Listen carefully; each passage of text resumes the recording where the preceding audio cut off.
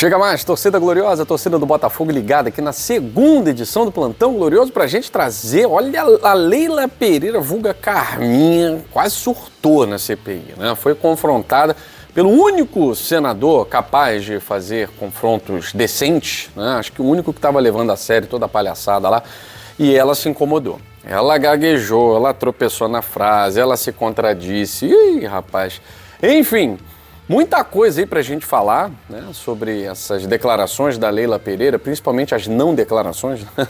A gente tem que estar sempre atento a tudo. E vamos falar, obviamente, de Botafogo aqui, Diego Hernandes, sabendo que terá chance de recuperar aí algum espaço, já está treinando em 2 períodos. E Botafogo e Fluminense, que é só terça-feira que vem, já tem 12 mil sócios confirmados. Teremos casa cheia, assim esperamos para o clássico vovô, tá certo? Vamos falar sobre isso e muito mais depois da vinheta.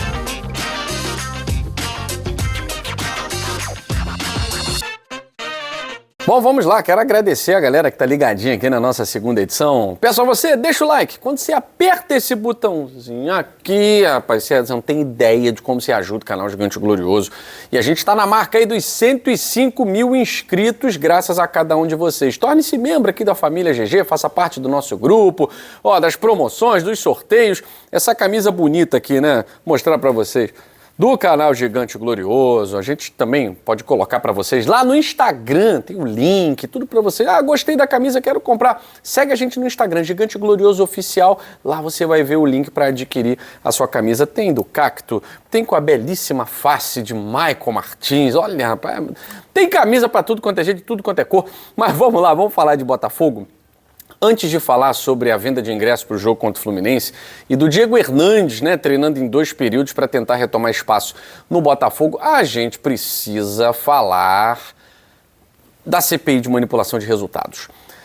A Leila Pereira deu o seu depoimento, sempre focada no óbvio, né? A tática e a estratégia dela já estão cansando. A gente já entendeu que ela não está muito preocupada com o futebol brasileiro, não está muito preocupada em resolver problemas do futebol brasileiro, não, está preocupada em acusar o John Textor, porque matando o mensageiro, as coisas ficam como estão, né? Claramente a mensagem foi essa, que ele está na história do campeonato, do brasileiro, do Botafogo, porque ele perdeu o campeonato que estava na mão dele, e que ele precisa ser punido, tudo que ele fala é mentira, quero saber se ele paga os jogadores em dia, não entendi por que ela falou isso, né? Dá show na imprensa e blá, blá, blá, blá, blá, enfim. Muita palhaçada, basicamente focada em tirar do centro das atenções os questionamentos, as acusações, a manipulação de resultados, focando na questão da denúncia sem prova, que o John Textor tem que ser punido e tem que ser até banido, né? Mas ainda bem que no meio do espetáculo circense existem pessoas preparadas, né? Acho que vou até consertar aqui o verbo no singular. Existiu, havia uma pessoa, uma alma preparada para poder confrontar as baboseiras que a Leila Pereira vinha falando, né? E a primeira delas é essa questão do banimento, de que o Textor tem que provar o que ele denuncia, tal, não sei o quê. E aí o Carlos Portinho, ele dá uma magistral resposta, porque, sinceramente, imagine se cada pessoa que fizesse uma denúncia num canal de denúncia, que não existe, né? Na CBF não tem um canal de denúncias. Você precisa, tanto que a Leila mesmo fala, se eu tivesse alguma coisa para falar com a CBF, eu pego um avião, vou ao Rio. Ué, mas não tem um canal de denúncia? Se eu souber de alguma coisa, eu tenho como entrar na CBF e falar com o Edinaldo? Não tenho, né? Então não tem canal de denúncia nenhum.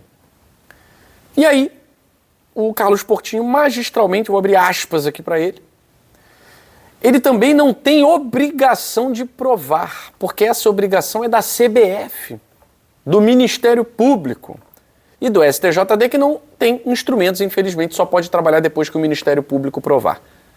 Então ele vai acabar com essa tese, essa ideia fixa da Carminha de que ele tem que provar e se ele não trouxer provas ele vai ser banido, tal, não sei o que. O próprio senador Jorge Cajuru, que também é outro, né, perdido. Precisa vir alguém com o mínimo conhecimento de causa para afirmar o óbvio. O denunciante, ele fornece informações. O denunciante, ele pode trazer elementos que são indícios, né? E o Carlos Portinho vai reafirmar essa questão do indício, tá? Ele vai dizer assim, ó, eu disse ao Textor, numa audiência, que tão ruim como a manipulação é a suspeita de manipulação. E aí ele se dirige a Leila, né? Em parte, você tem razão, Leila, quando se fazem denúncias, isso coloca sob suspeita o campeonato. É claro que coloca sob suspeitas, sob suspeita, né? Imagina se não é suspeito. Se em 2022 tivemos caso, por que não haveria em 2023? Lamento muito esse problema entre os presidentes, tal. Ele disse que não vai se meter e tal, mas ele diz, mas eu acredito que isso se deve a uma pergunta que eu vou fazer. Quais são os canais de denúncia que a CBF tem? Resposta, não tem. Vamos ser sinceros. Quem algum dia poderia imaginar que aquele garoto, aí se refere ao Paquetá, né, poderia estar envolvido num negócio de manipulação? Se alguém denunciasse, ia falar, você tá maluco, denúncia infundada. Ninguém nem sabe quem o denunciou, porque lá na Inglaterra, lá fora, há esse canal de denúncias. Então, de certa forma, toda essa coisa que o John Textor criou é simplesmente por não haver um canal de denúncias. Então ele vai à imprensa, vai ao Senado, cria toda uma situação para que as pessoas possam atentar e tentar resolver, né?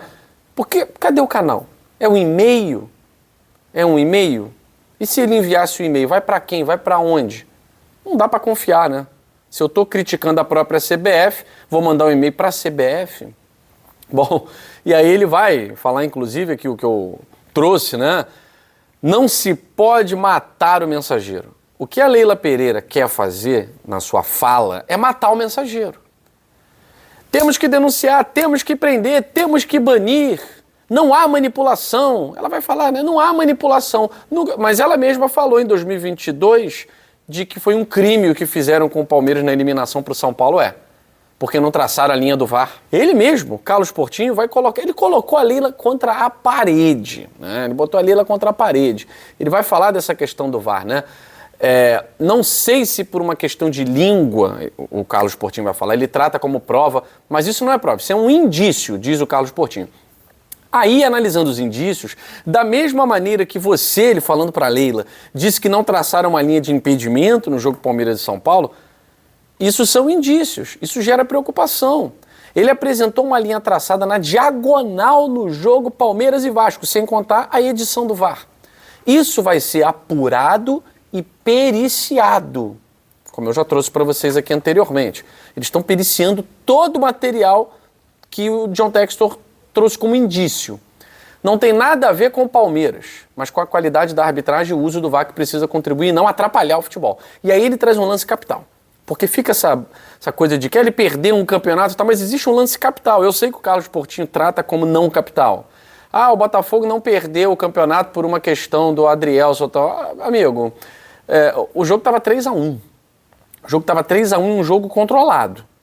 E ele vai falar aqui, no lance da questão do Adrielson, isso é uma questão material. Não é comportamento de jogador, não é achismo, é uma questão material. Vimos que 1 ou 2 ângulos não foram enviados para a cabine do árbitro em campo. Por quê? Se havia essas imagens. Isso é muito sério, porque pode induzir o árbitro de campo a uma decisão equivocada. E aí o mais interessante é porque a Leila, em algum momento da sua fala, vai dizer que as coisas precisam ficar como estão e não causar um burburinho, como o John Textor vem fazendo. E aí ele vai encerrar a sua fala. Não querer debater esse tema, achar que deve ficar tudo como está, isso me desaponta. É a palavra dele para ela. Desapontado, decepcionado com o comportamento de uma dirigente de um grande clube do Brasil. Porque vamos pagar muito caro no futuro. A gente pode acreditar na boa-fé e acreditar que não tem corrupção. Ou podemos criar mecanismos. Achar que não pode fazer nada e deixar tudo como está. Se não tiver a iniciativa dos clubes, aí, azar do futebol. Pois é. E é o que ela quer. Claramente é o que ela quer, deixar como está. Por quê? Tem cadeirinha cativa na CBF. Entra e sai, toma cafezinho. Ela tem lugar de destaque. Ela é da federação, ela é de um clube paulista protegido pela Federação Paulista. Então, assim, tudo isso incomoda demais o presidente de São Paulo, do Palmeiras. O Santos está na Série B, coitado. Mas está todo mundo incomodado. E aí o Carlos Portinho teve a coragem de confrontar e não ficar de bate-papo furado, né? Como a maioria dos senadores ficou. Né? Agora vamos falar de Botafogo, né? A torcida do Botafogo, os sócios já adquiriram mais de 12 mil ingressos e a venda para o público em geral será a partir de amanhã. Já com 12 mil alvinegros confirmados, fica a expectativa de que teremos aí pelo menos 30 mil pessoas no estádio Newton Santos. Não sei como vai ser a venda aí para o Fluminense e tal. O Fluminense normalmente não lota o espaço destinado a ele, né? Não esgota os ingressos ali no estádio Newton Santos. Mas vamos ver, o Botafogo está num momento bacana, está num momento muito bom. E, inclusive, tem jogador treinando em 2 períodos porque está percebendo uma oportunidade de recuperar espaço, né? Com o Jefinho machucado e o Savarino indo para a Copa América, informação do jornal O Globo, né? É que o Botafogo está trabalhando aí com o Diego Hernandes para que ele tenha uma capacidade física melhor, maior mobilidade, estabilidade, melhor padrão de movimento na corrida, assim tendo um desgaste energético menor para realizar ações dentro do jogo e alcançar segundos de vantagem sobre seus adversários.